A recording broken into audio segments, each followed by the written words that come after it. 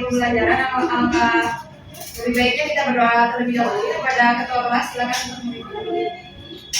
Baik semuanya, sebelum kita mulai pembelajaran ini, alangkah baiknya kita berdoa menurut agama dan kepercayaan masing-masing. Berdoa mulai.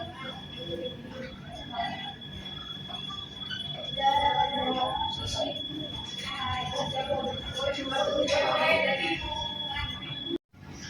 Baik, untuk sebelum itu Ibu mau mengabsen terlebih dahulu. Bagaimana ketua kelas? Apakah hari ini ada yang tidak hadir? Untuk hari ini hadir semua. Baik, bagus sekali jika hari ini hadir semua. Baik anak-anak, untuk hari ini kita akan belajar materi hakikat ilmu kimia. Mungkin kalian yang terlintas di pikiran kalian pertama kali mendengar kimia mungkin sesuatu yang menakutkan, sesuatu yang meledak, sesuatu yang sulit. Tapi sebenarnya kimia itu sangat dekat dengan kita, dimana di kehidupan kita itu sebenarnya sangat dekat dengan kimia. Oksigen yang kita hirup itu merupakan bagian dari kimia, peristiwa pergerakan dan masih banyak lagi. Dan hasil dari aplikasi atau penerapan ilmu kimia itu juga sangat berguna bagi kita. Contohnya sabun yang kalian pakai, bahan bakar yang kalian pakai, baterai, deterjen itu juga merupakan hasil dari aplikasi ilmu kimia. Jadi ilmu kimia itu merupakan ilmu yang mempelajari beberapa pokok penting.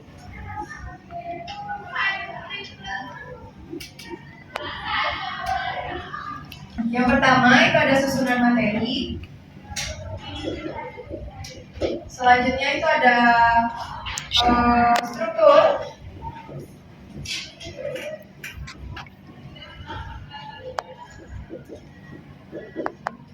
Kemudian sifat-sifat materi.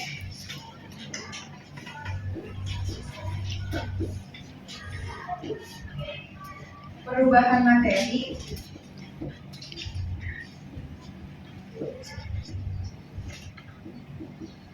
Dan yang terakhir itu energi pada perubahan.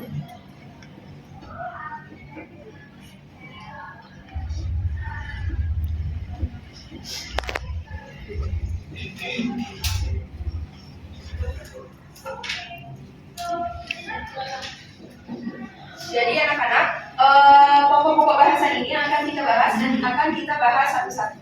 Baik, yang pertama di sini kita akan belajar mengenai struktur materi, di mana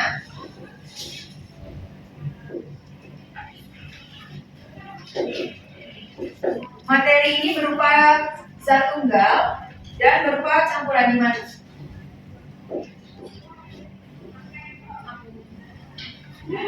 Jadi seperti namanya, zat tunggal itu hanya terdiri oleh satu jenis materi, dan di dalam zat tunggal itu terdiri atas unsur dan penyebab.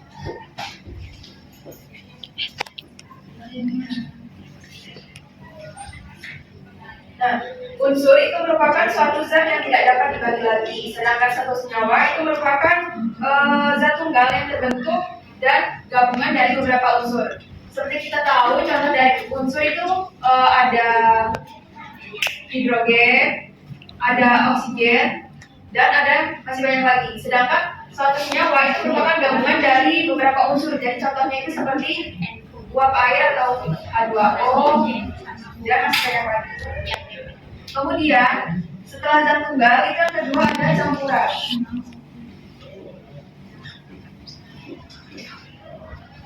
Nah, campuran itu merupakan gabungan dari beberapa materi. Dan di dalam campuran ini ada campuran homogen, ada campuran heterogen, dan ada yang namanya koloid.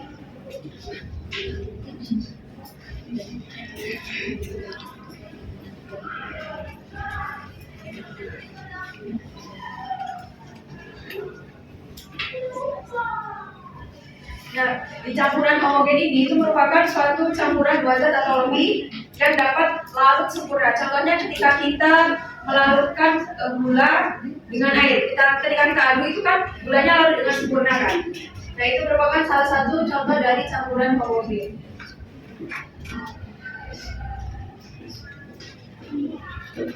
Sedangkan campuran heterogen itu yang tidak dapat larut sempurna di dalam air. Contohnya itu ada air dan minyak. Ketika kita mencampurkan air dan minyak itu, maka minyak tidak akan dapat larut dalam air.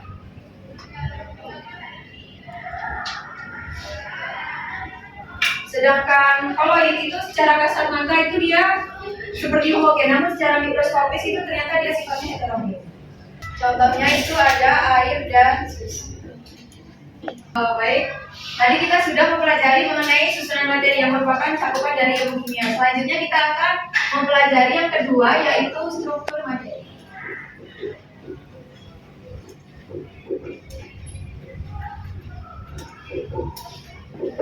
Jadi, struktur materi ini itu mencakup struktur partikel atau bagaimana unsur-unsur itu dapat membentuk suatu senyawa. Contohnya, yang pertama itu ada suatu senyawa H2O. Jadi di bagian struktur materi ini, bagaimana kita mempelajari H2O itu terbentuk atas atau melalui ikatan kovalen.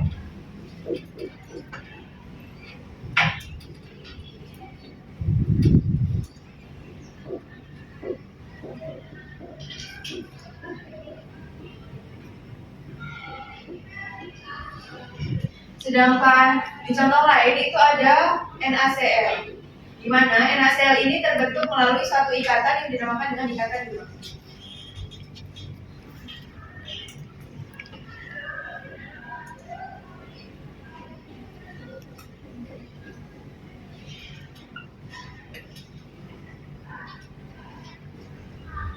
Nah, yang selanjutnya ketiga itu ada sifat materi. Jadi di sifat materi ini dibagi menjadi dua, sifat kimia dan sifat fisika.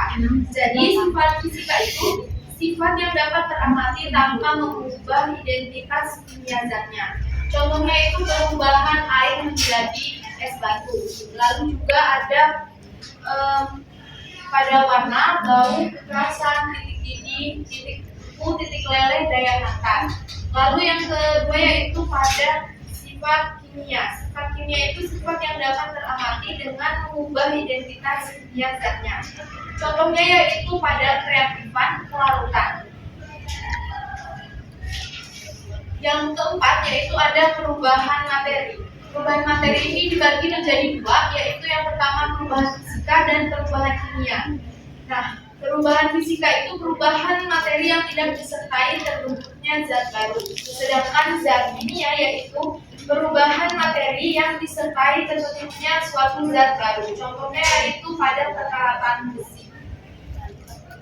Yang kelima yaitu ada energi pada perubahan materi. Contohnya itu yang pertama yaitu pada dalam proses pembakaran kertas terjadi pelepasan kalor dari sistem menuju ke lingkungannya. Lalu pendinginan air memerlukan energi kalor. Penerapan hakikat ilmu kimia dalam kehidupan sehari-hari. Untuk memasak itu sendiri melibatkan perubahan kimia seperti perubahan warna, tekstur makanan, dan akibat dari panasnya suatu makanan. Nah, untuk yang membersihkan biasanya kan menggunakan deterjen seperti sabun cuci piring, gitu kan. Nah, reaksi kimia untuk menghilangkan kotoran yang ada pada seperti piring selesai makan.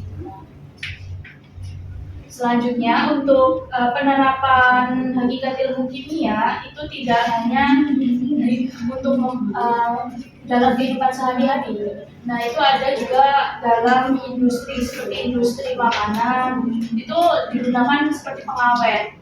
Nah, juga ada di seperti industri farmasi yaitu pengembangan obat-obatan. Nah, dari tahun ke tahun obat-obatan itu akan silih berganti dan teknologi akan terus berubah lebih canggih, kan? Nah, yang ketiga yaitu adalah industri kosmetik. Nah, untuk di industri kosmetik sendiri ini banyak pembuatan produk seperti kayak pemutih, kayak pembuatan perawatan rambut, seperti itu. Nah, untuk industri tekstil yaitu pembentukan tekstil dari bahan-bahan akrilik, nilon, dan penggunaan zat yang berwarna. Nah, untuk di lingkungan seperti limbah, ada juga pengembangan energi alternatif. dengan bahan bakar yang alternatif seperti panas matahari. Baik, itu tadi materi tentang hakikat ilmu kimia. Adakah yang ingin ditanyakan? Oke, apabila cukup untuk bahan evaluasi, Ibu akan kirimkan soal ke grup WA. Nanti silakan dikerjakan di rumah. Untuk itu, Ibu akhiri. Wassalamualaikum warahmatullahi wabarakatuh. Waalaikumsalam warahmatullahi wabarakatuh.